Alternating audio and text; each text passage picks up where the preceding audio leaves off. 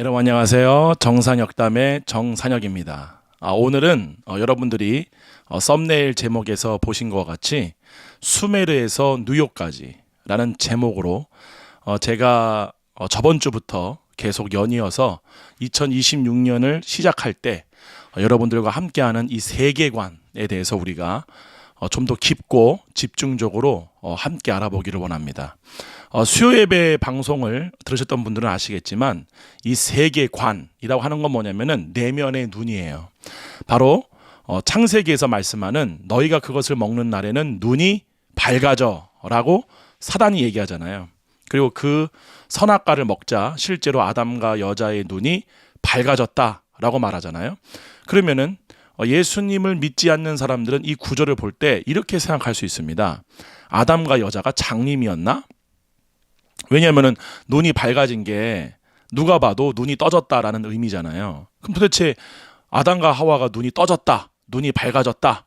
너희가 선악과를 먹는 날에는 눈이 밝아져 하나님과 같이 선악을 알 줄 하나님이 아심이라 라고 얘기할 때 그들은 눈을 뜨지 못하는 장님이었나?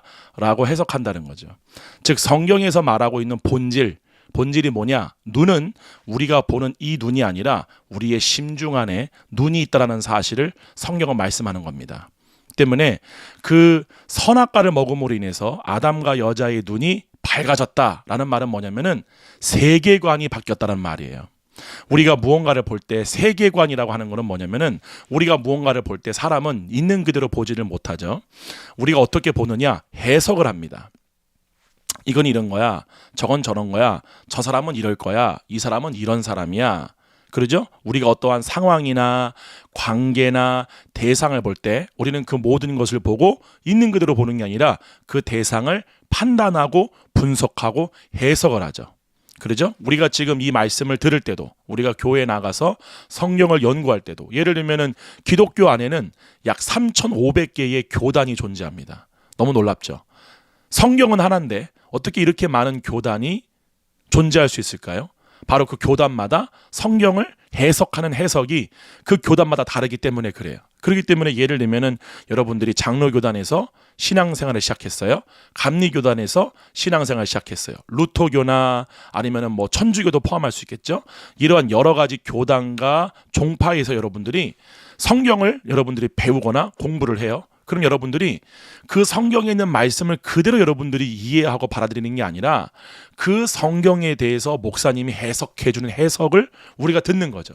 이건 이런 의미야, 이런 뜻이야 라고 하는 정보들이 우리의 심중이라는 그 믿음 체계 속에 계속 반복되어짐으로 말미암아 굳어지게 되는 거예요. 그러니까 세계관이라고 하는 거는 뭐냐면은 믿음 체계를 말하는 겁니다. 우리가 실제로 믿고 있는 것을 세계관이라고 말하죠. 쉽게 말해서 세상의 사람들은 뭐라고 말하죠? 우리가 믿는 대로 보고 믿는 대로 느낀다 이렇게 말하잖아요. 우리가 믿는 대로 생각하고 믿는 대로 판단하고 믿는 대로 느끼는 거죠. 우리는 실상 모든 것들을 있는 그대로 느끼는 게 아니에요. 우리의 육신의 생각이 해석해낸 대로 몸의 반응이 바로 감정인 거죠. 그러므로 해석해낸 대로 느낌을 갖는 거예요. 해석해낸 대로 감정을 갖는 거죠. 이게 바로 세계관이라고 하는 겁니다. 이 세계관이라는 건 뭐냐면 다시 말씀드리자면은 믿음 체계입니다. 우리가 무언가에 대한 정보를 반복적으로 습득하고 경험하는 거죠. 그렇죠? 그래서 우리 속에 이럴 때는 이렇게 반응해야 되는구나. 예를 들면 아침마다 일어날 때 아버지 어머니 잘 주무셨어요? 라고 하는 인사법을 계속 가르치게 되죠. 그러면 우리 속에는 아침에 일어날 때마다 부모님 한테 인사해야 돼 라고 하는 믿음 체계가 하나의 전통과 관습이라고 하는 관념의 틀로 저장되어지는 거죠. 그럼 우리는 당연히 우리 자녀들이 아침에 일어났을 때 부모님한테 인사하지 않으면은 아침에 일어났을 때는 부모님한테 인사하는 거야 라고 가르치죠. 그죠? 이러한 우리가 시간이 세대가 흘러감에 따라 우리 속에 규율화된 관습과 전통들이 계속 유전되고 남겨지는 거죠. 하여튼 이 모든 것들이 다 바로 세계관입니다. 근데 중요한 건 뭐냐면 이 세계관이 누구에게 의해서 만들어졌느냐라는 거예요. 누구에게서 이 세계관이 만들어진 거냐? 바로 세상신입니다. 그래서 우리가 창세기에서부터 너무 놀라운 게 뭐냐면 아담과 여자의 세계관을 마귀가 바꿔놓은 거죠. 그전에는 하나님이 보시는 세계관으로 세상을 봤단 말이에요. 그게 바로 생명나무를 말하는 거죠. 하나님을 알므로 말미암아 하나님으로부터 주어진 정보, 지식들로 아담과 하와의 그 심중의 세계가 이루어진 거예요. 그러죠? 이거를 바로 예수님이 회복하러 오신 거죠. 내 말을 믿어라. 그 말은 뭐냐면은 예수님으로부터 주어지는 정보와 지식을 믿어라 라고 말씀하신 거예요. 왜냐하면 우리가 태어나면서부터 무의도 무의식적으로 우리 가운데 들어온 지식이 세상신으로부터 들어온 지식이기 때문에 그 지식으로 만들어진 게 바로 세계관이란 말이에요. 그 세계관으로 우리가 보고 판단한다는 거죠. 그 보고 판단하는 그 모든 것들을 실제로 변화시켜 주기 위해서 예수님이 오신 게 뭐냐면은 이제부터 세상신이 너에게 가르쳐주는 말을 믿지 말고 내가 너에게 하는 이 말을 믿어라 라고 말씀하신 거예요. 여기까지 이해가시나요? 그러면은 그 예수님이 하신 말씀을 우리가 믿게 되면 그 말씀이 계속 반복적으로 우리의 심중 가운데에 뿌려지고 심겨지게 되면 그 반복적인 작용들로 인해서 우리의 심중 안에 그 말씀에 대한 그 지식과 정보에 대한 믿음이 생겨나는 거예요. 그 믿음 체계가 생겨남으로 말미암아 그 믿는 대로 우리가 이전에 판단해 왔던 판단과는 다른 판단이 나오게 되고 우리가 이전에 보았던 어떠한 대상에 대한 해석이 완전히 다른 해석이 우리에게서 나오기 시작하는 거죠. 그것이 바로 구원입니다. 여러분들이 처음에 구원을 받을 때 제가 항상 강조하는 거지만 구원을 받았다. 이 사람이 진짜 리얼 크리스찬이다. 우리가 이제 신학교에서 말하는 명목상 신자가 아니라 리얼 크리스찬, 진짜 거듭난 성도다라는 것을 뭐를 통해 알 수 있느냐? 세계관의 변화를 경험해 보았냐를 통해서 알 수 있습니다. 이 사람이 거듭이 날 때 자신이 보고 해석하는 환경, 상황, 대상에 대한 해석이 완전히 달라지는 것을 경험해 보았느냐? 이거를 바로 요한복음 3장 3절에서는 거듭이 날 때 뭐를 본다? 하나님의 나라를 본다라고 말씀하신 거예요. 아멘. 그렇기 때문에 우리가 거듭이 날 때 실제로 내가 과거에는 이렇게 해석되었던 것들이 다르게 해석되어지는 거예요. 내가 이렇게 보아왔던 상황들, 대상이 완전히 다르게 보여지는 거죠. 그게 누구로부터 주어지는 것이 내 심중 가운데 믿겨짐으로 보아지는 거냐? 바로 성령님이십니다. 즉 하나님의 뜻대로, 하나님이 보시는 대로, 하나님이 판단하시는 그것대로 우리가 동일하게 판단하고 동일하게 보게 된다는 것이죠. 그러니까 과거에는 예를 들면은 어떠한 상황 가운데 우리가 처했을 때 그 상황을 짜증이야, 이거는 혈기야, 이거는 잘못된 거야, 저거는 틀린 거야, 저 사람은 선해, 저 사람은 악해, 이런 식으로 우리가 세상신으로부터 우리의 심중 가운데 들어왔던 그 정보들과 지식들을 바탕으로 해서 만들어진 믿음 체계로 그 모든 것들을 해석한 거예요. 이 사람은 이래서 좋은 사람이야, 저 사람은 이래서 나쁜 사람이야 라고 하는 그 선과 악으로 이원화된 신념 체계, 믿음 체계로 우리가 모든 것들을 선과 악으로 분리해서 보다가 성령님이 임하심으로 말미암아 그 이원화된 세상 신에 의해서 만들어진 믿음 체계, 사고 체계가 아니라 하나님에 의해서 믿겨지는, 그리고 하나님에 의해서 해석되어지는, 그리고 하나님이 주시는 정보들과 지식들을 통해서 완전히 다르게 보이고 다르게 해석되어지는 것, 이게 바로 거듭남입니다. 이거를 경험을 해야 한다는 사실이죠. 여러분 한번 생각해 보세요. 여러분들이 태어나면서부터 지금까지 살면서 뭔가가 우울하다, 무언가가 공허하다, 이런 것들을 여러분들이 어디로부터 배웠다고 생각하세요? 바로 세상입니다. 예를 들어 볼까요? 예를 들면 여러분 70년대, 80년대 태어나신 분들, 60년대, 50년대 마찬가지예요. 여러분이 방에 있을 때 우연치 않게 들었던 세상 가요들, 뭔가 굉장히 멜랑콜링하고, 그렇죠? 우리의 감정을 굉장히 우울하게 만들고 글루미하게 만드는 음악들이 실제로 근현대만 있던 게 아니라요, 낭만주의 시대 때도 존재했고, 그 전에 바로 바로크 시대, 그 전에 르네상스, 그리고 그 전에 중세 시대 때도 계속해서 그 음악의 모양은 달라졌지만 그 음악들이 갖고 있는 특징들 중에 하나가 뭐냐? 사람을 굉장히 우울하게 만듭니다. 때로는 굉장히 경쾌하고 발랄하게 만드는 음악들도 있었죠. 그러한 음악들과 그러한 외부적으로 오는 그런 여러 가지 세상신이 만들어낸 시스템들, 미디어, 텔레비전, 책, 이런 것들을 통해서 우리는 그러한 감정의 체계가 만들어지는 거예요. 되게 우울해, 되게 공허해. 이러한 것들을 바로 세상신이 만들어 놓은 그러한 시스템을 통해서 우리가 배우게 된 거죠. 또 한 예를 들어볼까요? 우리가 어떤 언어, 누군가가 대화할 때, 그러죠? 여러분들이 이럴 때는 이렇게 행동해야 돼, 저럴 때는 저렇게 행동해야 돼 라고 하는 것들이 여러분들이 어디서 배운 거죠? 바로 세상의 문화입니다. 세상의 유행입니다. 여러분, 실제입니다. 실제로 예를 들면은 7세나 8세 때가 되게 되면은 그때부터 그 이전에 있었던 5세나 6세 때와는 전혀 다른 행동들을 우리 아이들이 하는 것을 보게 돼요. 예를 들면은 그냥 일로 와 그러면은 나한테 달려왔던 그 아이가 갑자기 시크해지고, 그러죠? 어떠한 언어나 어떠한 그러한 말을 하거나 어떠한 부모님에게 이러한 상황 가운데 아이의 반응들이 전혀 이전과는 다르게 반응되어지는 것들을 볼 수 있습니다. 물론 자연스럽게 성장기에서 오는 변화이기 때문에 호르몬의 변화로 그러한 일들도 일어나요. 그리고 또한 그 아이들이 무의도 무의식적으로 세상으로부터 배웠던 많은 것들이에요. 그러한 것들이 아이들의 무의식 가운데 입력이 되는 거죠. 예를 들면은 드라마, 영화 같은 거를 볼 때는 그 드라마나 영화를 통해서 사람 간의 관계를 어떻게 맺는가를 학습하는 거예요.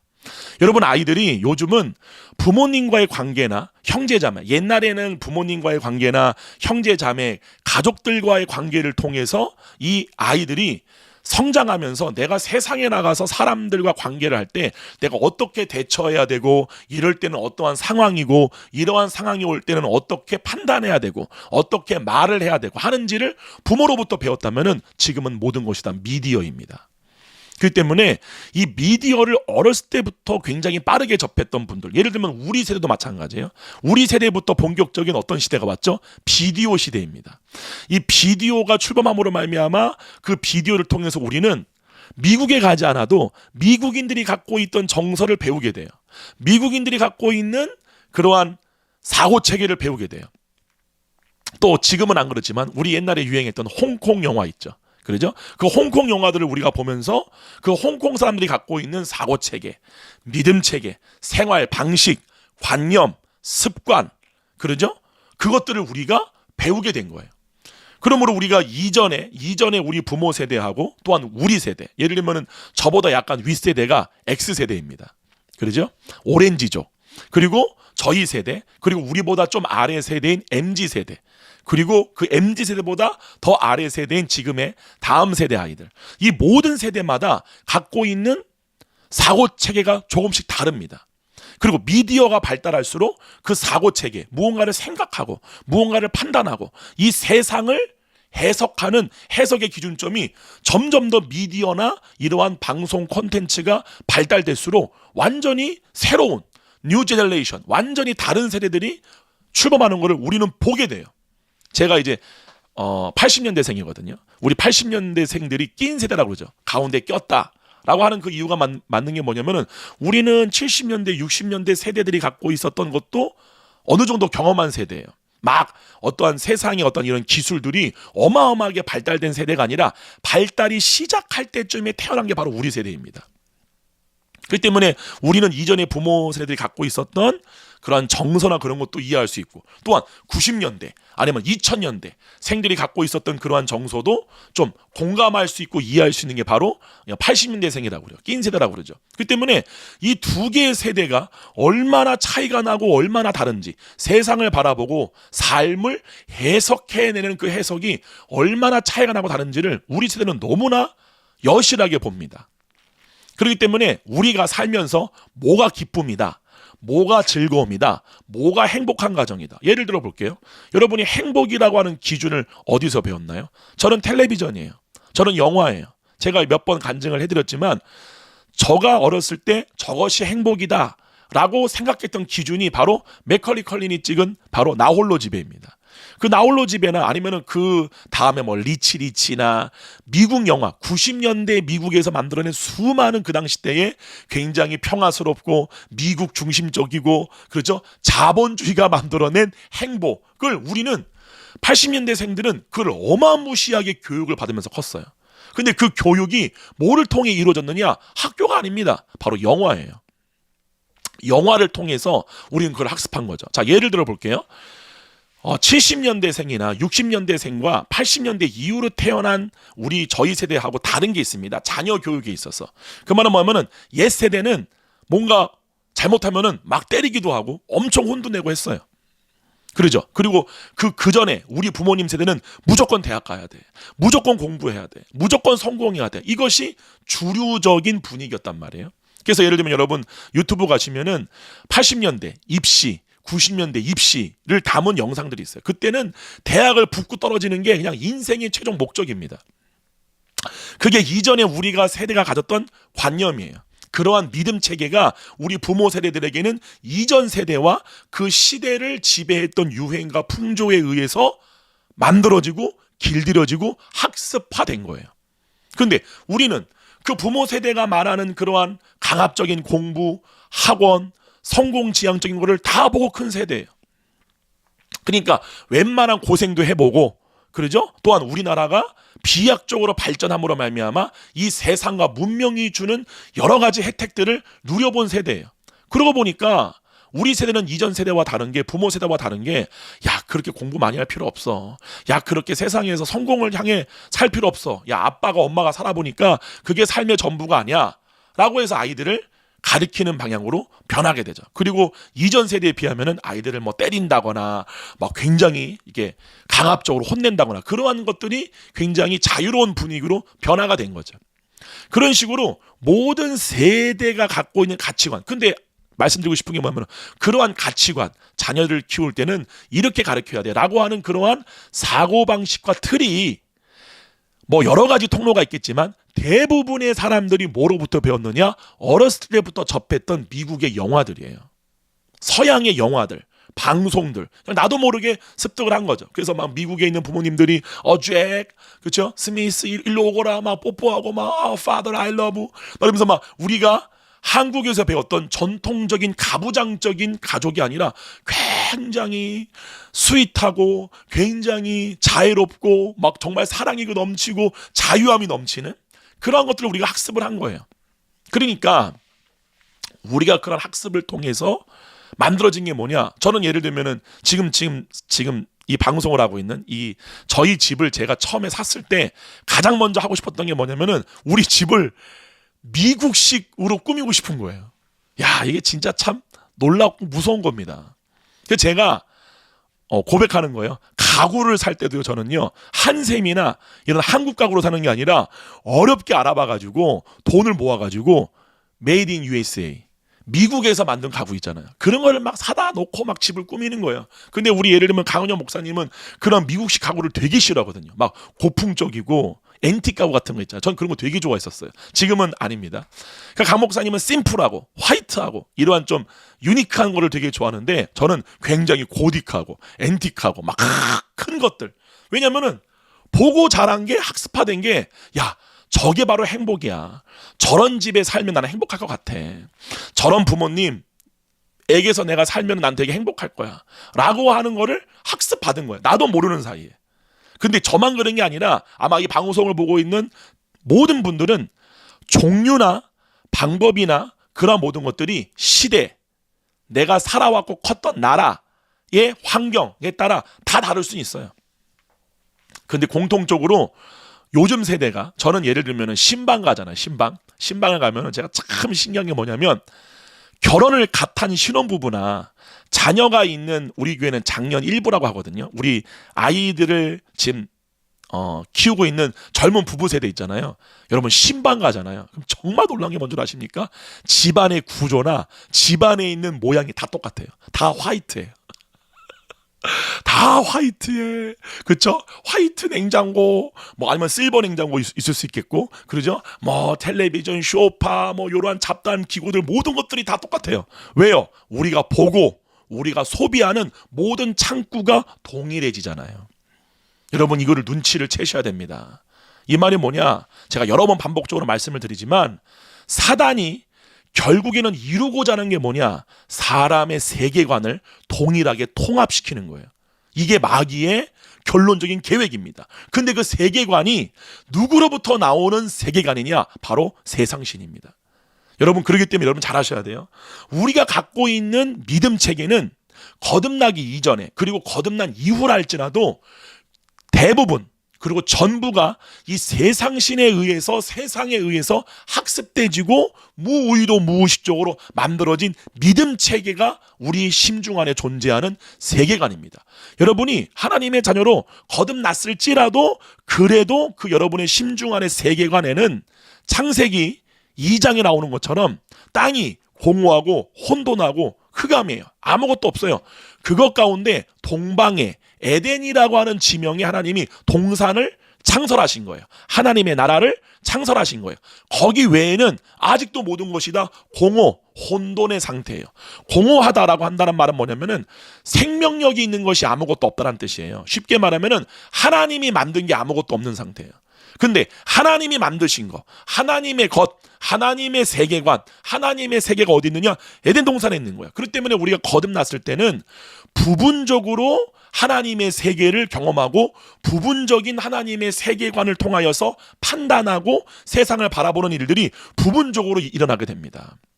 바로 그 부분적인 세계관이 온전한 세계관, 완벽한 하나님의 세계관과 동일한 세계관으로 변화되어지는 것은 바로 우리가 부활의 몸을 입을 때 일어나는 거예요. 그때는 하나님이 갖고 있는 것과 우리의 내면의 모든 세계가 동일해집니다. 근데 우리가 이 땅에 사는 동안에는 얼마만큼 그 완전, 그 완벽한 하나님의 세계관으로 우리의 심중 안에 있는 세계관이 변화되어져 가느냐, 이거를 바로 성화라고 하는 거예요. 그렇기 때문에 여러분 안에 이 세계관을 가르쳐주러 오신 선생님이 바로 보혜사 성령님이라는 사실이죠. 그러므로 실제로 신앙생활이라는 건 뭐냐면은 세계관이 바뀌는 거예요. 보는 게 바뀌는 거예요. 판단의 기준과 해석의 방법이 완전 달라지기 시작하는 거예요. 그러므로 우리가 이 세상을 판단할 때, 어떠한 상황을 판단할 때 세상의 모든 사람들은 다 공통적으로 판단하는 판단의 기준이 있다는 거죠. 왜냐하면 세상 신에 의해서 모두가 동일하게 판단의 그 구조인 지식 체계를 배웠기 때문에. 그러나 우리는 다른 지식을 배운 거예요. 하나님으로부터 온 지식을 배운 거예요. 그 지식의 기준을 가지고 판단할 때 그때 바로 하나님이 드러나신다는 사실이죠. 그러므로 여러분 한번 아까 제가 했던 말씀처럼 잘 생각해 보세요. 내가 정의하는 행복, 슬픔, 우울, 공허, 이거는 공허한 거야. 이거는 우울한 거야. 이거는 슬픈 거야. 이거는 기쁜 거야. 이거는 좋은 거야. 이거는 선한 거야. 이거는 악한 거야. 라고 하는 그 수많은 것들이 내가 무엇으로부터 배웠지? 가만히 돌아보게 되면 다 세상입니다. 부모, 학교, 선생님, 관계, 만남, 인간, 이 모든 것들을 통해서 우리가 이 세상에 속한 모든 전통, 그죠? 고정된 관념의 틀들을 우리가 배운 거죠.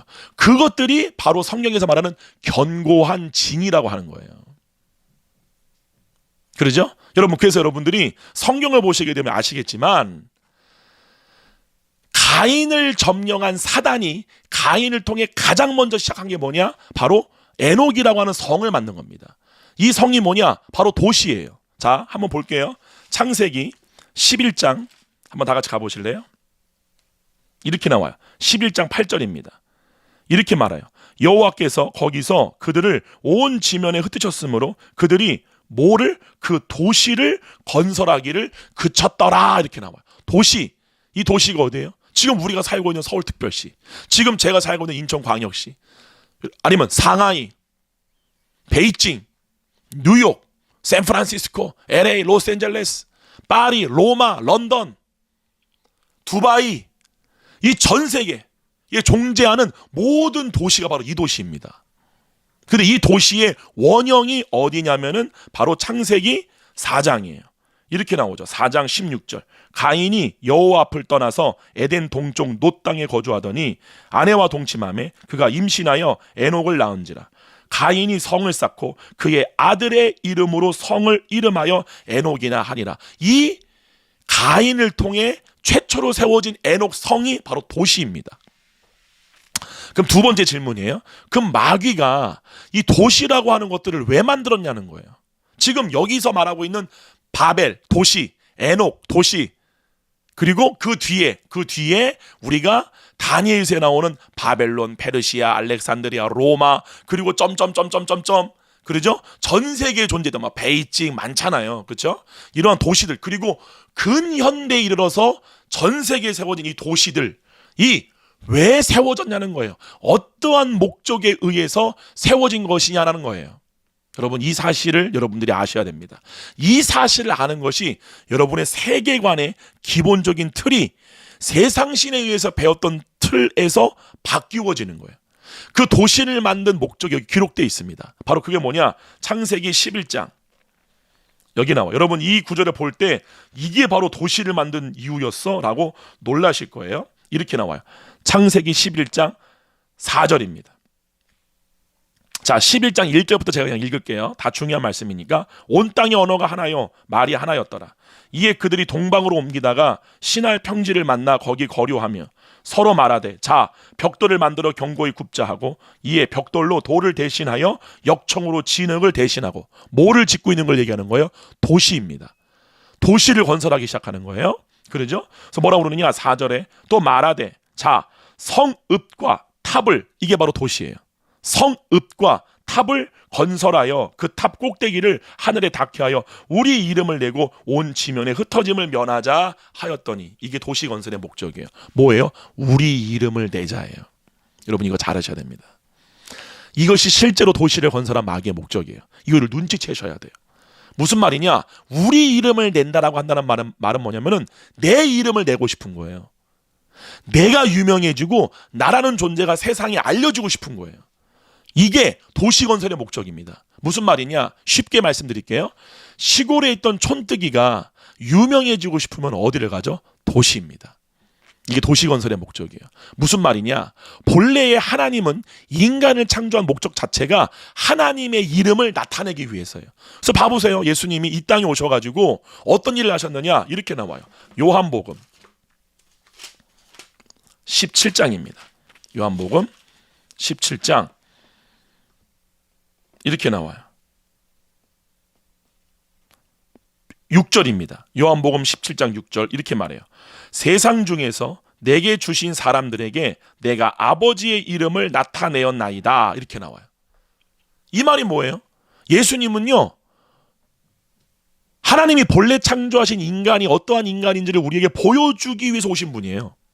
근데 예수님이 이 땅에 오셔서 회복하시고 보여주신 사람의 목적 자체가 누구의 이름을 나타내기 위해서 창조되었느냐? 하나님의 이름이에요. 하나님의 이름이 나타내는 구조로 하나님은 창조하신 거예요. 그 목적으로 창조하신 거예요. 그런데 여기 창세기 11장에 보면 뭐라고 그래요? 우리 이름을 내자라고 말하잖아요. 그러죠? 하나님의 이름을 나타낸다는 말은 뭐냐면은 하나님을 나타내는 거예요. 이름이라고 하는 거는 그의 대표격이에요. 그러므로 이름을 나타낸다는 말은 뭐냐면은 내가 드러나는 게 아니라 하나님이 드러나시는 거예요.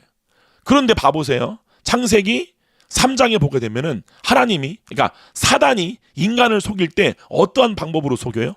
선악과를 먹고 네가 하나님처럼 돼. 너가 하나님처럼 돼. 라고 하는 거예요. 근데 똑같이 창세기 11장에 보게 되면은 마귀가 성경의 본문에는 안 나오지만 배경이 뭐냐면은 모든 인류의 생각과 뜻을 마귀가 지배한 거예요. 그러므로 인간이 목적하는 목적이 하나가 된 거예요. 그 하나됨의 목적에서 만든 게 바로 도시 건설인 거예요. 그리고 도시 건설의 목적이 뭐냐? 우리 이름을 내자는 거예요. 우리 이름을 내자. 근데 여러분 봐보세요. 여기 놀라운 마귀의 전략이 있습니다. 첫 번째, 선악과를 먹게 함으로 말미암아 사람의 선택이 하나님의 이름을 나타내고 싶어하는 대로부터 돌이킨 거예요. 나는 이제부터 내가 하나님처럼 될 거야. 내 이름을 낼 거야. 라고 하는 대로 돌이킨 거예요. 그리고 나서 그들을 통해 도시라고 하는 문명을 만들려고 했던 거예요. 그리고 지금 현재 그 도시 문명은 계속해서 완성되어져 가는 거예요. 여러분, 창세기 4장에서는 이 에녹이라고 하는 성으로 시작했다가 이것이 창세기 6장에 이르러서는 하나님이 온 인류의 문명을 멸망시켜야 될 수 있는 상황까지 간 거예요. 그 말이 뭐냐면은 온 인류 가운데 이 마귀가 이루고자 했던 목적이 이루어졌던 때가 바로 노아의 홍수 때예요. 그러니까 그 노아의 홍수 때 도대체 마귀가 어떠한 일을 일으켰기 때문에 하나님이 물로써 온 세상을 심판하셨어야 했느냐가 기록된 게 요한계시록이에요. 무슨 말이에요? 창세기 6장에 나오는 노아의 홍수 때에 마귀가 사람들을 통해 일으켰던 그 일이 말세지 말에 다시 한번 반복될 거라는 사실이에요. 그거를 성경이 증거하는 거예요.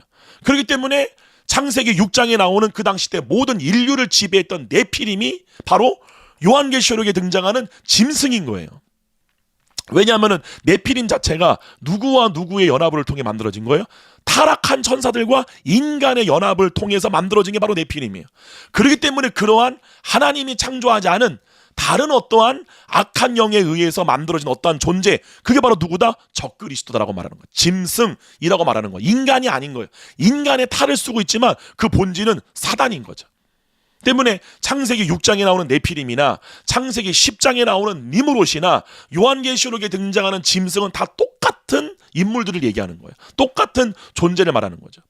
그러므로 요한계시록에는 뭐가 등장해요? 큰 성 바벨론이 존재하잖아요. 이 큰 성 바벨론이 뭐예요? 온 세계 가운데 세워지는 도시 문명을 말하는 거예요. 성경이 지금 증거하는 게 그러잖아요. 에녹이라고 하는 그 가인을 통해서, 그죠? 사단이 에녹 성을 만들었단 말이에요. 그러죠? 그리고 그 에녹 성에 다시 한번 일으키려고 했던 것이 바로 바벨론, 큰 성, 그러니까 바벨론이고, 그 바벨론이 하나님에 의해서 지금 막혀 있지만 종국에는 때가 되면 이 마귀가 온 세계를 그 도시 문명화시키는 때가 올 것이다. 이게 바로 큰 성 바벨론, 이 세계 전체가 도시 문명화되는 것을 말하는 거죠.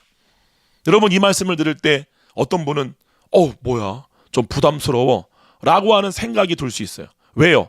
내가 지금까지 세상신에 의해서 길들여지고 학습화된 세계관을 통째로 바꿔버리는 게 성경이 증거하는 진리의 말씀이에요. 즉 우리가 태어나고, 우리가 자라나고, 우리가 일평생 선과 악, 옳고 그름, 좋은 거 나쁜 거, 행복, 기쁨, 슬픔, 이 모든 우리 속에 내면에 만들어진 세계관을 만들어낸 이 도시, 이 환경, 이 세트장 전체가 다 마귀가 만든 거라고 너무나 부인하는 게 힘든 거예요. 근데 여러분, 이게요, 알아차려지셔야 돼요. 우리 다음 세대들 이 사실이 알아차려져야 돼요. 여러분, 예를 들어 볼까요? 여러분, 학교 가면은 창조론 가르칩니까? 진화론 가르칩니까? 진화론이잖아요. 무슨 말이냐? 마귀는요, 처음부터 도시라고 하는 시스템을 만든 다음에 그 가운데 뭐를 만들었느냐? 너의 이름을 내주기 위한 모든 것들이 집약된 것이 바로 도시입니다. 여러분, 이해 가십니까? 사람이 자기의 이름을 내기 위해서 필요한 모든 것들이 존재하는 게 바로 도시 문명이에요. 그러므로 봐보세요. 우리가 고대 이집트나 수메르 문명이나 그 다음에 바벨론, 페르시아, 알렉산드리아, 로마, 그 문명을 우리가 다 조사 연구를 해보게 되면은 도시 안에 뭐가 그득그득합니까? 우상들이잖아요. 우상들. 그러니까 무슨 말이냐? 처음에는 하나님의 이름이 아니라 내 이름을 내고 싶은 대로 타락을 시켰어요. 아담과 여자를 마귀가 너가 하나님이 돼. 이게 바로 그 타락이에요. 하나님의 이름을 내고 싶지 않은 거예요. 그러고 나서 그들을 통해 도시를 건설했어요. 근데 그 도시를 건설할 때에 그 도시를 건설해내는 그 모든 장치들, 모든 도시의 건축물들, 흉상, 동상, 시스템, 이 모든 것들이 뭐로부터 나온 거예요? 인간 안에 있는 생각이잖아요. 건물을 이렇게 지어야 되겠다. 어디로부터 나온 거예요? 그 건물을 짓는 인간 안에 있는 생각으로 나온 거잖아요. 바로 세계관이 나온 게 바로 우리 눈에 보이는, 물질로 보이는 이 세계잖아요. 이 세계가 나타난 거는 실상은 보이지 않는 것들로부터 나온 거예요. 그래서 히브리서 11장 3절에 보게 되면 보이는 모든 것들은 보이지 않는 것들로 말미암아 나온 거다. 그 보이지 않는 세계가 어디예요? 바로 우리 속에 있는, 심중에 있는 세계라는 사실이에요. 그 세계를 지배하는 게 마귀의 일입니다. 여러분 잘 아셔야 돼요. 마귀는요, 이 겉으로 보이는 것들을 만드는 게 마귀가 아니에요. 마귀는 우리의 심중을 지배하는 존재예요. 우리의 심중을 자기의 집, 자기의 나라, 자기의 세계로 점령하는 게 마귀의 일이에요. 그리고 그 마귀가 만들어 놓은 그 안에의 세계관이 나도 모르게 생각을 통해, 아이디어를 통해, 영감들을 통해 나오게 되는 거예요. 그거를 통해 만든 게 음악이고, 그거를 통해 만든 게 영화고. 예를 들면 여러분, 저는 이제 오페라를 전공했으니까 가장 먼저 극음악, 우리가 지금 보고 있는 영화, 뮤지컬, 오페라, 이러한 모든 극음악이에요. 이 모든 극음악들이 나오게 된 시초가 언제인 줄 아세요? 기원전 몇 년이라는 제가 기억이 안 나요. 바로 그리스에서 만들어진 디오니소스 축제로 시작된 거예요. 디오니소스, 바커스 신이죠. 바로 쾌락의 신입니다. 이 디오니소스 신을 축제를 벌이기 위해서 만든 게 최초의 극장이에요. 여러분 그리스 가게 되면 원형극장이 있죠. 그 원형극장이 로마의 원형극장의 원형이에요. 그 그리스의 원형극장이 만들어지게 된 최초의 목적이 뭐냐면은 디오니소스 신을 경배하고 예배하기에 만든 게 바로 그 하우스예요. 그 극장이에요. 그 극장이 지금 변화되어서 오페라 하우스가 된 거고 뮤지컬 하우스가 된 거고 극장이 된 거예요. 그래서 우리가 예를 들면은 오케스트라라고 하죠. 오케스트라. 우리가 오케스트라고 하면 이렇게 악기한 오케스트라 생각하잖아요. 아니요. 오케스트라라고 하는 그 말 자체가 디오니소스를 예배하기 위해서 만든 그 원형 극장의 무대 있죠. 그 무대가 오케스트라예요. 우리가 하는 무슨 씬, 어떤 우리가 장면을 말할 때 씬, 이러한 모든 단어들이 다 거기서부터 기원한 거예요. 그러므로 인간이 만든 최초의 신을 예배하기 위해서 만든 게 뭐냐면은 바로 오페라예요. 극음악. 그러니까 그때는 연극이겠죠. 연극을 통해서 어떤 시를 읽고 디오니소스여 막 그러면서 뭐 그대는 어쩌고저쩌고 막 이런 시를 하다가 그 시에 음을 가미한 거예요. 거기서 나온 게 최초의 오페라인 그 에우리디체라고 하는 오페라가 바로 그 최초의 인류의 오페라예요. 그 오페라 에우리디체에서 나온 게 그 다음 나온 게 뭐 누가 만들고 로시니가 만들고 벨리니가 만들고 그 다음에 뭐 베르디가 만들고 독일에는 뭐 바그너가 만들고 그러면서 이제 근현대에 와서 그것이 푸치니가 만들고 그것이 영국에서의 뮤지컬이 된 거고 그 뮤지컬 점점점점 지금까지 온 거예요. 인류 역사 자체가 다. 근데 그 모든 뿌리와 시작점이 다 뭐냐? 우상을 숭배하기 위해서요. 우상을 노래하기 위해서 만든 게 바로 극음악이에요. 그러니까 우상이 갖고 있는 그러한 스토리, 우상의 세계관을 사람들에게 집어넣기 위해서 시작된 게 바로 극음악이에요. 그게 오늘날의 영화, 미디어, 방송, 콘텐츠로 진화한 거예요. 변화시킨 거예요. 그 모든 세대마다 그 모든 시대마다 그러한 유행과 기술과 그 모든 것들을 인간 안에 아이디어, 영감, 떠오르는 생각으로 준 게 누구냐? 성경이 폭로하는 게 세상신이다. 그래서 사도 요한이 그렇게 말한 거예요. 세상의 모든 것들은 다 세상신에 속했다. 근데 우리는 어디 사는 거예요? 그리스도 아니에요. 무슨 말이에요? 그리스도의 안으로부터만 하나님 나라에 속한 지식이 주어진다는 사실이에요. 여러분 이게 얼마나 중요한 겁니까? 무슨 말이냐?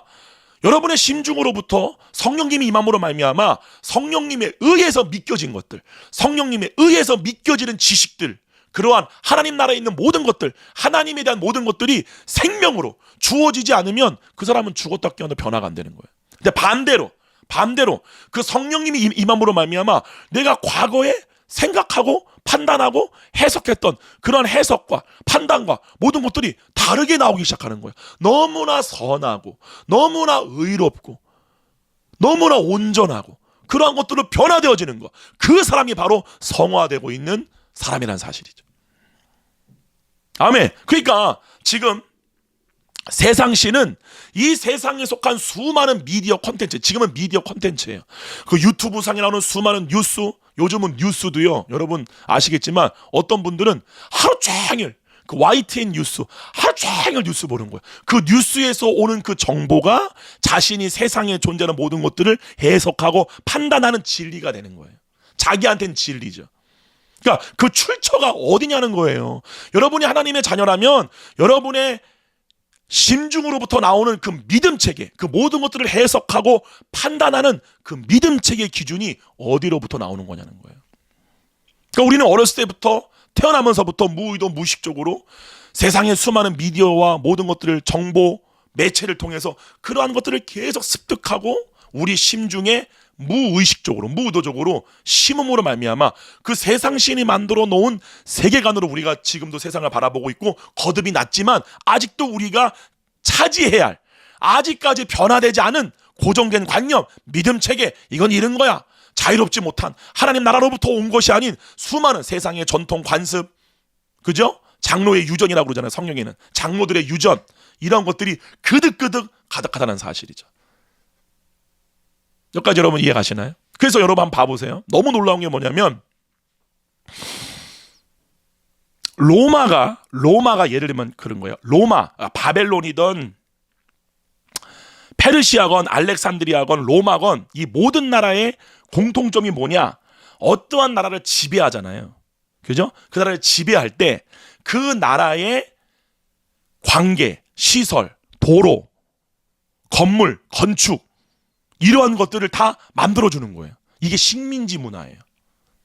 여러분 식민지 문화 잘 아시죠? 예를 들면은 우리나라를 처음에 일본이 쳐들어왔을 때 일본이 한 일이 뭐예요? 우리나라에 있는 모든 자원을 약탈하기 위한 철도, 도로, 그렇죠? 우리나라 민족을 지배하기 위한 어떠한 건축물들 막 무지하게 만들어냈잖아요. 그리고 뭐 한 거예요? 교육, 한글과 대한민국인의 정체성을 뿌리 뽑기 위해서 일본인 말을 쓰게 하고 이름도 개명시키고 별의별 일을 다 했잖아요. 이게 바로 식민지 문화입니다. 여러분 이 식민지 문화를 일으키는 게 바로 마귀예요. 무슨 말이냐? 여러분 예를 들면 우리가 그 중세 시대 때 제가 요거는 나중에 차근차근 하나 말씀을 드리겠지만 정말 중요한 겁니다. 예를 들어 볼게요. 초대교회가 말살된 때가 언제인 줄 아십니까? 바로 콘스탄티누스 황제에 의해서 기독교가 로마의 국교가 됐을 때부터 교회는 말살돼 버렸어요. 진짜 교회의 원래의 초대교회 때의 시스템과 구조와 복음은 완전히 변질된 게 바로 AD 300 몇 년면이 일어났던 콘스탄티누스 황제에 의한 기독교 칙령, 기독교가 로마의 국교가 되는 거예요. 여러분 이게 얼마나 무섭고도 어마어마한 일이냐. 여러분 로마는요 요한계시록에 등장하는 큰 성 바벨론이 바로 로마예요. 거기 보게 되면은 큰 성 바벨론이 7개의 봉우리가 있다고 얘기해요. 여러분 7개의 봉우리 위에 세워진 도시가 바로 로마입니다. 그 로마가 기독교를 국교로 칙령을 해준 거예요. 이게 좋은 게 아닙니다. 무슨 말이냐? 사단이 이 세상 신이 기독교를 먹어버린 거예요. 지하에 숨어있던 이 기독교를 어떠한 핍박으로도 말살시킬 수 있는 방법이 없으니까 생각과 방법을 달리한 거죠. 이것들을 인정해줘야 되겠다. 이걸 우리가 흡수해버려야 되겠다. 그래서 만들어진 게 로마 카톨릭입니다. 그래서 로마 카톨릭을 봐봐요. 복음이 없습니다. 거기에는 완전히 성경에 기록되지 않은 수많은 인간이 만들어낸 제도와 관습, 그러죠? 보이는 형상들 무지막지하게 만들어냈어요. 여러분 예배가 뭐예요? 예배라는 거는 뭐냐면 하나님을 아는 거예요. 쉽게 말하면은 예배를 왜 나오느냐? 하나님을 알고 싶은 거예요. 그러면은 예배를 나오는 그 사람의 마음의 중심이 뭐가 있어야 되느냐? 내가 세상으로부터 배운 내 안의 세계관이 이거 다 거짓이었네 라고 하는 일단 결론이 있어야 돼요. 이해가십니까? 내가 세상으로 배웠던, 내가 지금까지 판단했던 이 선과 의, 옳고 그름, 이게 다 틀린 거였네. 이게 옳은 게 아무것도 없네. 내 안에 옳은 게 아무것도 없네. 선한 것도 나오는 것도 없고 내가 선하다고 하는 이 행위마저도 너무나 위선적이네. 악하네.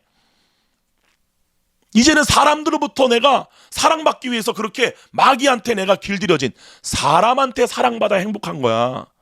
너가 이러한 집을 꾸미고 살면 행복한 거야.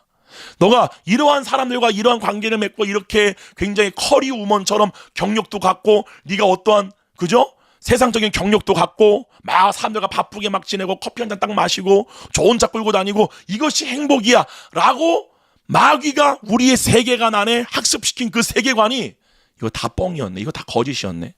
이것의 결론이 있는 사람들이 진짜 예배자가 될 수 있어요. 왜냐? 예배는요 하나님에게서 이제는 선한 것을 배우고 싶은 거예요. 하나님에게서 행복이 뭔지를 배우고 싶은 거예요. 하나님에게서 옳음과 진실을 배우고 싶은 거예요. 여러분 세상을 살 때 가장 중요한 게 뭡니까? 진실을 아는 거예요. 진리를 아는 거예요. 이게 삶을 살 때 가장 중요한 겁니다. 그럼 도대체 그 진리가 뭐냐는 거예요. 주님 내가 보니까 이 세상이 다 불의합니다. 나도 불의합니다. 그럼 의가 무엇입니까? 라고 묻는 대로 나오는 게 바로 예배예요. 그러니까 그 예배는 교회당을 온다고 예배드리는 게 아니에요. 집에서도 예배할 수 있고 길을 가다가도 예배할 수 있어요. 그게 바로 예배자의 삶이에요. 주님으로부터 배우는 거예요. 그리고 그 배운 것들이 나의 심중을 이루어지는 거예요. 심중 가운데에 살아있고 운동력 있는 실제 생명들로 나의 세계가 바뀌어지게 되는 거예요. 죽어있는 것들, 세상에 있는 쓸모없는 것들이 내 안에 들어오는 것이 아니라 내 안에 생수의 근원, 하나님 나라의 지식, 주님을 아는 것, 이것들이 내 심중으로부터 올라와서 내 안의 세계가 살아있는 생명으로 변화되어지는 거예요. 그게 성화란 말이에요.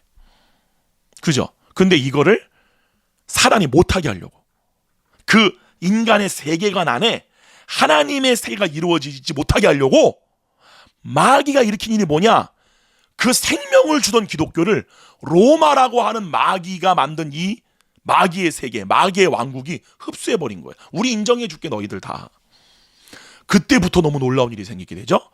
구약에 나오는 예루살렘 성전 안에 있었던 수많은 우상들이 들어왔던 것처럼 그 교회 안에 수많은 이교도의 형식, 법칙, 종교관, 이런 것들이 다 들어오기 시작한 거예요.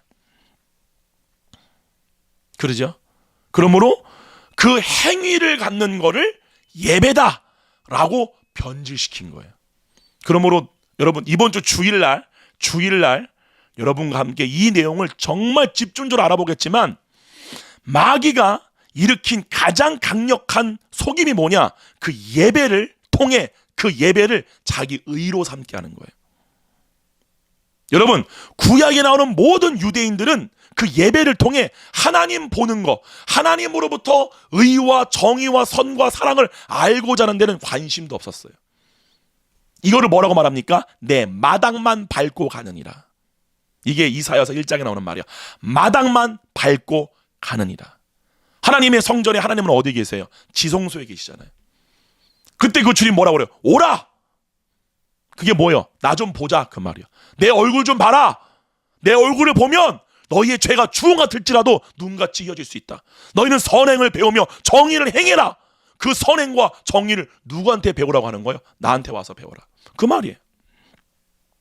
근데 마당만 밟고 간다. 그 말이 뭐예요? 그냥 형식적인 예배만 드리고 가는 거야. 이게 예배야? 교회 나가서 교동문 읽고 주기도문 하고 찬송가 하고 말씀 듣고 은혜 받고 축도하고 그러면 나 예배 드렸어. 근데 그 안에 세계관은 전혀 바뀌지 않는 거예요. 전혀. 뭐만 바뀌어요? 얘만 바뀌어요. 얘만 이만해져. 그런데 그 모든 것들을 판단하고 선택하고 해석하는 세계관은 여전히 내 속에 그대로 남아있어. 부정적이고 선과 악을 나누고 내 옳음을 증명하기에 상대를 정죄하고. 근데 아는 거는 딥다 많아. 근데 나오는 건 다 악이야. 이해가요? 이게 마귀가 만들어 놓은 거예요. 그러면서 뭐라는 거예요? 나 예배 드렸어. 아니요. 지옥 갑니다. 죄송한 말이지만 이거를 너무 무서워. 목사님 지옥 얘기 좀 하지 마세요. 여러분, 음부는 실제 존재해요. 성경은 누가 낙원에 갈 수 있고 누가 음부에 가느냐에 대한 기준을 분명히 말하는 거예요. 원래 하나님이 주신 예배가 뭐예요? 하나님을 알라는 거예요. 근데 하나님이 가인의 제물을 거부하신 이유가 뭐예요? 가인의 마음 자체가 주님 아는 거에 관심도 없어요. 그 증거가 뭐냐고요? 주님이 가인아 선행을 행해라. 그 하나님의 뜻에 알기를 가인이 원했다면 바로 그 말에 순종하는 거예요. 뭔만 이해가세요? 가인이 예배는 하나님을 아는 게 예배라니까요. 그래서 요한복음 4장에 보게 되면 예수님이 예배가 뭔지를 가르쳐 주는 거잖아요. 영으로서 하나님을 아는 게 예배야. 영으로서 하나님을 아는 게 예배야. 육신으로서 네가 하나님에 대한 지식과 정보를 배우는 게 예배가 아니라 영으로서 주님을 아는 게 예배야. 그래서 뭐라고 그래? 예수님이 우리는 아는 것을 예배하고 너희는 모르는 것을 예배하나니. 아는 게 예배라는 거예요. 근데 가인의 마음은 하나님을 아는 거에 관심이 없었다고. 그냥 이 형식과 절차를 행함으로 말미암아 그 형식과 절차로 내가 의롭다라고 인정받는 거에 관심이 있었죠. 근데 하나님이 그 가인이 자신이 드린 그 제물로 하나님께 의롭다 여김 받고 싶어하는 것을 거부하신 거예요. 그건 예배가 아니야. 그러니까 가인이 분노해하는 거죠. 하나님 말씀하시는 거예요. 가인아 왜 분노해하니? 예배는 나를 알고 싶어하는 건데. 나의 뜻을 너에게 알려줄게. 선행을 행해. 선을 행해. 그럼 뭘 해야 돼요? 뭘 물어봐야 돼요? 주님 그 선이 무엇입니까? 라고 물어봐야 돼요. 선을 행해라. 그때에 그 선을 알고 싶어하는 사람, 자기 안에 아무런 이 선악의 판단이 자기 안에는 그 지식이 다 불의하다, 이거는 더럽다 라고 인정하는 사람이 그 주님의 명령 앞에 나와야 될 그 마음의 심중의 기준이 그 주님을 알고 싶은 거예요. 그럼 어떠한 반응이 나와요? 주님, 그 선이 무엇인지 우리에게 가르쳐 주시옵소서. 그 의가 무엇인지 가르쳐 주시옵소서. 그래서 그거를 가르쳐 주기 위해서 오신 분이 바로 예수 그리스도예요. 너희가 나를 선생이라 하는 말이 옳도다. 보혜사가 성령님이 선생님인 거예요. 뭐를 가르쳐 주기 위해? 하나님의 기준을 가르쳐 주기 위해. 아멘. 여러분, 그래서 여러분 영화 부흥 보셨죠? 부흥. 저는 그 부흥을 보면서 저는 정말 깨달은 게 그거예요. 무슨 말이냐? 부흥이 뭐예요? 원래대로 돌아가다예요. 원래의 것을 경험하는 게 부흥이에요. 그러므로 부흥의 때 우리가 뭐를 경험하는 거예요? 주님의 선을 경험하는 거예요. 주님의 의를 경험하는 거예요. 아, 주님은 이렇게 판단하시는구나. 주님은 이렇게 보시는구나를 내가 알게 되는 거예요. 그리고 그 다음에 주님은 그 부흥에 임했던 그 임재를 싹 걷어가십니다. 그걸 우리가 경험을 해요. 어떤 우리가 거듭이 날 때 막 주님의 성령 충만을 경험했다가 다시 그 성령 충만이 안 와요. 근데 그거를 주는 이유가 뭐예요? 우리의 자유의지로 그 주님이 우리한테 가르쳐 주었던 그 주님의 선함과 주님의 뜻을 아는데, 주님과의 얼굴을 보는데, 판이 많은데 로 나오는 것을 보기 위함이에요. 그런데 우리가 과거에 있었던 수많은 부흥의 역사는 그 부흥이 끝난 다음에 하나님의 의와 하나님의 뜻을 구하는 게 아니라 부흥했을 때에 그 느꼈던 그 감정, 그 은사, 그 능력, 그거를 다시 구하고 싶은 거예요. 주님 능력 주세요. 주님 은사 주세요. 교회 더 커지게 해주세요. 근데 주님 말씀하시는 거죠. 너는 나를 알고 싶은 데는 관심이 없구나. 너는 너가 어떻게 되는가에만 관심이 있구나. 이게 성경이 말하는 거예요. 이게 타락이에요. 여러분 이해 가십니까? 마귀가 너가 이거를 먹으면 하나님처럼 될 수 있어. 마귀가 바꿔놓은 게 뭐예요? 하나님을 알고 싶어하는 원래의 상태로부터 너를 알아, 이거예요. 그래서 그렇게 타락한 인류가 창세기 11장에 뭐라고 그런 거예요? 우리 이름을 내자. 그 우리 이름을 낼 수 있는 모든 것들이 집약된 게 바로 이 도시입니다. 도시에 사람들이 몰려오는 거예요. 왜요? 자기의 이름을 내기 위해서. 근데 거기에는 하나님의 이름이 전혀 존재하지 않습니다. 그리스도를 나타내는, 그리스도의 이름을 나타내고자 하는 그 마음, 그 열망이 없다는 거예요. 오늘날 교회가 바로 그렇게 변질되어져 버렸습니다. 이해 가세요? AD 300 몇 년에 그 사단이 콘스탄티누스 황제를 통해서, 기독교 칙령을 통해서, 그쵸? 본래 하나님을 알고 싶어 했던 그 교회의 모든 시스템을, 제도, 형식, 이걸 다 바꿔버린 거예요.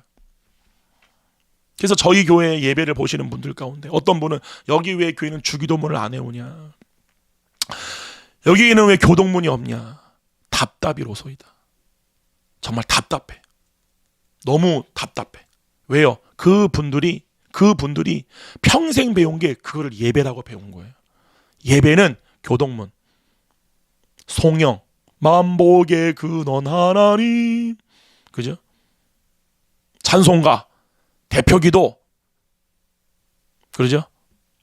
말씀 봉독, 말씀, 광고, 헌금기도, 축도, 이게 예배야. 어디 성경에도 그것이 예배라고 나온 게 없고요. 그거를 예배라고 하는 거를 타락이라고 하는 거예요. 얼마나 많은 오늘나라의 대형 교회를 다니는 분들, 큰 교회 가서 그냥 예배 드리는 거예요. 그냥 헌금송하고 목사의 말씀 듣고 나에게 유익을 주는 설교. 여러분, 유튜브를 통해서는요 하나님을 알 수 없습니다. 제가 이렇게 말씀드리는 유튜브를 통해서도요, 여러분은 죽었다 깨어나도 하나님 알지 못합니다. 이거 아셔야 돼요. 어느 목사님 말씀이 좋아, 어느 목사의 말씀이 좋아. 여러분, 그 말씀이 좋다라고 하는 그 기준이 뭐로 판단한 건 줄 아세요? 나에게 이득이 되는 거예요. 나에게 유익을 주는 설교가 좋은 거예요. 그래서 나는 이 설교가 좋아. 아, 이 목사님 설교는 별로야. 여러분이 좋은 설교, 나쁜 설교라고 따지고 분간시키는 그 모든 기준이 누가 만드는 건 줄 아세요? 세상신입니다. 여러분, 하나님을 알려줄 수 있는 분은요 보혜사 성령님밖에 없습니다. 물론 그분이 이 미디어라고 하는 것들을 부분적으로 사용해 줄 수는 있겠죠. 그러나 온전히는 아닙니다. 어느 시대에도 주님은 그러한 외부적인 방법으로만 사람들에게 하나님을 알리시지, 뭐 외부에 있는 것들을 통해서 알리시는 방법도 있겠죠. 그러나 본질은 뭡니까? 기름 부음이에요. 성경이 말하는 거라. 기름 부음이 너희를 모든 진리 가운데로 인도할 거다. 보혜사 성령님이 나의 것을 너에게 알려줄 것이다. 그럼 누가 실제로 나에게 유익을 주기 위한 설교를 찾는 게 아니라, 나에게 유익을 주는 교회가 아니라, 나 그딴 거 다 필요 없습니다. 이제 그걸로는 변화가 안 됨을 내가 알았습니다. 뭘 알고 싶은 거야? 나 주님을 알고 싶습니다. 그 사람이 그 길을 가는 거예요. 그 사람만이 그 길을 가는 거예요. 그 사람들이 부활하는 거예요. 잘하셔야 돼요. 여러분, 마귀는요, 처음부터 끝까지 동일한 목적입니다. 하나님을 알지 마. 뭘 알아? 널 알아. 너. 그래서 오늘날도 수많은 사람들이 무당한테 전 보러 가는 거잖아요. 내가 어떻게 되겠습니까? 오늘날 수많은 사람들이 교회를 나가잖아요. 우리 자식이 어떻게 되겠습니까? 우리 남편이 어떻게 되겠습니까? 내 미래가, 주님 나의 소명이 무엇입니까? 부르심이 뭡니까? 나는 누구입니까? 그걸 묻는 거예요. 내가 어떻게 되는 거에 관심 있는 거예요. 근데 주님 뭐라고 그래요? 나를 알아야 널 알아. 그게 내가 원래 널 창조한 목적이야. 나를 알아야 돼. 너를 알려고 하면 안 돼. 그게 타락이야.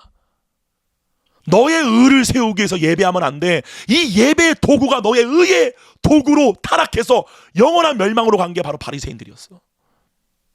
내가 근처에 11조를 드렸나이다. 이 세리와 가짜람을 감사하나이다. 뭐예요? 다 모든 율법과 예배라는 그것이 다 자기의 의를 세우기 위한 도구로 전락시키는 거야. 그게 마귀가 일으키는 일이에요. 처음부터 가인이 됐다니까요. 왜 내 재물을 거부합니까? 왜 내 제사를 거부합니까? 그러니까 가인이 분노를 일으키는 게 자기 제사, 자기 재물을 거부했다는 거잖아요. 그 말은 그 제사 재물로 내가 의롭다함을 얻고 싶어하는 심중의 의도가 숨어있던 거죠. 하나님은 심중을 보시기 때문에. 그걸 얘기하는 거예요, 여러분. 그러므로 여러분, 창세기 4장에 시작된 에녹성이, 그러죠? 창세기 6장에 이르러서 큰 성 바벨론을 한번 만들었던 거예요, 마귀가. 하나님이 그래서 물로 심판하신 거죠. 그리고 다시 한번 인류가 노아를 통해 번창했을 때에 또다시 이 마귀는 뭘 만든 거예요? 니므롯을 통해 바벨 도시, 바벨 탑을 세운 거예요. 그리고 그것이 바로 어떠한 문명입니까? 수메르 문명입니다. 여러분, 창세기 10장에 나오는 니므롯을 통해 시작된 문명이 바로 인류 최초, 노아의 홍수 이후에 최초의 문명이 바로 수메르 문명이에요. 그 모든 문명, 수메르, 그 다음에 애굽, 그 다음에 바벨론, 그 다음에 어디죠? 페르시아, 그 다음에 알렉산드리아, 로마, 이 모든 제국들의 특징이 뭐냐? 자신들이 지배해 나가는 모든 땅들마다 도시를 건축하는 거예요. 그래서 여러분, 창세기 여기 봐보세요. 이렇게 나와요. 이제 여러분, 요 말씀하고 오늘 말씀 나눔을 좀 결론 맺으려고 합니다. 창세기 10장이요. 기가 막힙니다. 이렇게 나와요. 10장 8절 이렇게 나와요. 구스가 또 니므롯을 낳았으니 그는 세상의 첫 용사라. 정복자란 뜻이에요. 정복자. 이 용사라, 정복자란 말은 뭐냐면은 사단이 만들려고 하는 도시 문명을 확대시키는 종이에요. 이해가요? 정복자, 그러니까 나폴레옹도 정복자였고 히틀러도 정복자였고 징기스칸도 정복자였잖아요. 그들의 모든 배후에 누가 있었느냐? 세상신이 있었다. 그 세상신이 요 인물들을 통해서, 그죠? 이 세상을 점점 도시 문명화 시켜 나가는 거예요. 그러죠? 그 도시 문명이 뭐 하는 곳이냐? 인간 안의 세계관을 마귀의 세계관으로 만들고 학습시키는 거대한 학교입니다. 우리의 이름을 내자 라고 우리를 속이지만 결국에는 그 세계관 속에 하나님을 알고 싶지 않은 대로 돌이킨 그 인간의 비어있는 그 세계관, 심중 속으로 마귀들이 들어감으로 말미암아 그 심중의 세계를 자기들의 세계로 만드는 거죠. 그리고 더 나아가 이 도시라고 하는 거대한 마귀의 왕국을 만듦으로 말미암아 하나님이 아닌 자신의 가치관, 자신의 세계관을 모든 인간들에게 태어나면서부터 교육시키는 거대한 트루먼 쇼의 세트장이 바로 도시라는 사실이에요. 그래서 이렇게 말하는 거예요. 9절. 그가 여호와 앞에서 용감한 사냥꾼이 되었으므로 하나님을 두려워하지 않는 존재죠. 속담에 이르기를 아무는 여호와 앞에 니무롯 같이 용감한 사냥꾼을 하더라. 이 말이 뭐예요? 그 당시에 모든 사람은 더 이상 하나님이 자기들의 우상이 아닌 거예요. 이러한 니무롯, 하나님을 대항하는 어떠한 존재가 자기들의 우상이 될 정도로 이미 이 당시 때 모든 인류의 심중에 세계관은 하나님을 자동적으로 대적하게끔 세상신에 의해 교육받은 인류가 전부라는 사실이에요. 여러분, 예를 들면은 이사야서 11장 2절에 보게 되면은 하나님을 경외케 하는 영이 누구죠? 성령님입니다. 그러니까 처음부터 하나님이 누군지를 가르쳐 주는 거는 성령님이에요. 근데 창세기 우리가 4장에 보게 되면은 나의 영이 영원히 사람과 함께 하지 아니하리라. 그 말은 뭐예요? 하나님을 알고 싶어하는 인간이 한 명도 없는 거예요. 다 세상을 알고 싶은 거예요. 근데 그 세상신이 우리 가운데 주는 게 뭐예요? 너를 알아야 돼. 너가 유명해져야 돼. 그 모든 것들을 교육시키고 제공해 주는 게 바로 이 도시입니다. 그래서 이렇게 말하는 거예요. 10절에 그의 나라는 시날 땅의 바벨과 에렉과 아깝과 갈레에서 시작되었으며 그가 그 땅에서 아수르로 나아가 니누웨와 르호보들과 갈라와 민디느에와 갈라 사이에 레센을 건설하였으니 이는 큰 성읍이라. 이게 뭐예요? 정복전쟁이에요. 이 정복전쟁이 뭡니까? 아직 이 도시 문명으로 말미암아 사단에게 속하지 않은 모든 문명들을, 모든 인류를 하나하나 다 먹어가는 거예요. 그래서 그 모든 것들에다 도시를 세우고 그 도시 안에 마귀의 뜻에 순종할 수밖에 없는 세계관을 만드는 모든 시스템을 세상 안에, 도시 안에 두는 거죠. 그게 오늘 우리 문명이에요. 그래서 여러분, 제가 수요 예배 때 한번 예를 들어줬지만 여러분 뉴욕 가보세요. 런던 가보세요. 파리 가보세요. 로마 가보세요. 어디요? 저기 상하이, 베이징, 샌프란시스코 다 가보세요. 거기에 예수님의 예자도 없습니다. 완전히 인간이 중심이 되고 사람이 자기의 이름을 알리기 위해서 주어지는 문화, 예술, 경제, 수많은 기업, 비즈니스, 이 모든 것들, 교육, 이 모든 것들이 집약된 게 바로 도시예요. 나 어느 대학 교수야? 나 어떤 사람이야? 나 이런 패셔니스트야? 나 이런 공학자야? 나 이런 기업의 회장이야? 나 이런 기업의 사장이야? 부장이야? 나 집이 몇 억짜리야? 나 차가 이런 차야? 모든 수많은, 그래서 모두가 다, 모든 인류가 사람을 통해서 하나님이 아닌 자신의 자아상을 갖게끔 미혹하는 곳, 그것이 바로 도시 문명입니다. 그래서 여러분, 우리가 고대 때는 이집트나 수메르나 바벨론이나, 이제 예를 들면은 거기 보게 되면은 우상의 모습이 몸은 사람인데 얼굴이 짐승이잖아요. 그러죠? 근데 이것이 점점 더 변화되어서 그리스 시대에 와서 완전한 사람의 모습으로 우상의 모습이 발전되게 돼요. 그리고 그 사람의 모습이, 그러죠? 르네상스와 바로크, 그리고 낭만, 현대, 근현대에 이르러서 오늘은 어떻게 변한 거예요? 모든 전 세계 유명한 인물들이에요. 슈퍼스타, 슈퍼 대기업, 일론 머스크, 비욘세, BTS. 우리가 선망하는 모든 사람들이 와, 저렇게 되고 싶어 라고 하는 그 수많은 사람들로 마귀는 우상을 바꾼 거죠. 그래서 예수님 뭐라고 그래요? 너희는 사람에게서 영광을 구하나 얼굴을 구하나 나는 그렇지 아니하니 나는 하나님에게서만 구한다. 오늘 여러분들과 함께 좀 길지만 정말 여러분들이 바뀌어야 할 세계관에 대해서 우리가 알아보았습니다. 여러분, 예배는 종교 활동이 아닙니다. 그거를 바꿔놓은 게 마귀의 일이에요.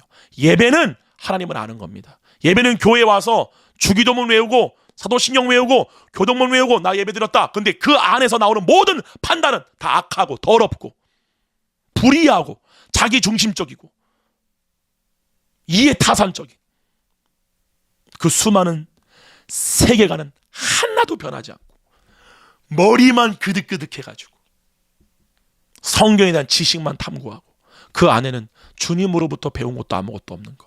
그러한 사람들이 오늘날 그냥 바다와 같이 많은 게 우리 시대예요. 저는 그 길을 가고 싶지 않습니다. 저는 하나님을 예배하고자 합니다. 주님의 선이 무엇이고 주님이 어떻게 바라보는지 주님의 판단이 뭔지 주님을 알고 싶어하는 곳이 어디라면 저는 거기로 가겠습니다. 여러분 그 준비되어 있으시는가요? 성령님이 어디로 이끌던 그 이끌어 가시는 곳은 주님을 더 많이 보여주고 더 많이 알 수 있는 곳입니다. 여러분의 그 세계관이 완전히 그리스도의 세계관과 동일한 세계로 변화되어질 때까지, 이 도시 문명, 우리가 태어나고 살아왔던 이 모든 문명, 외부 세계로부터 벗어나 그리스도 안으로부터 하나님의 세계 모든 것들을 배우는 저와 여러분 되기를 주님의 이름으로 축원드립니다. 이번 주 주일날 설교 반드시 꼭 들으시고, 왜냐하면 오늘 말씀과 연결되어 있는 제가 말하고 싶어하는 핵심이, 그 답, 가장 중요한 것이 주일날 여러분들과 나누는 그 설교 속에 있기 때문에 그래요. 꼭 들으시고 다음 시간까지 그리스도 예수 안에서 성령의 기름 부음을 통하여 하나님 나라의 로부터 오는 지식 배우는 여러분 되기를 주님의 이름으로 축원합니다. 그리스도 예수 안에서 평안하세요. 샬롬.